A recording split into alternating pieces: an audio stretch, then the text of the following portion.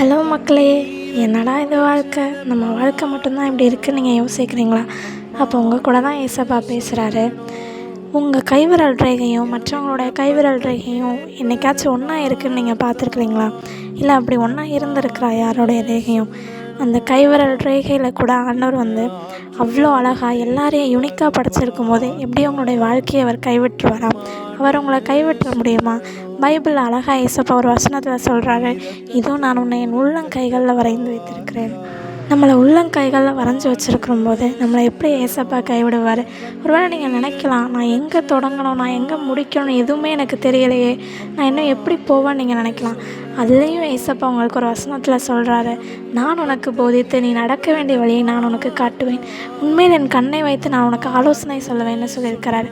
அவ்வளோ அழகாக நம்மளை கைட் பண்ணுறதுக்கு ஏசப்பா இருக்கும்போது ஏன் கவலைப்படுறீங்க மக்களே? அவர்கிட்ட சொல்லுங்கள், அவர் எல்லாவற்றையும் பார்த்துக்கொள்வார். ஆமீன்.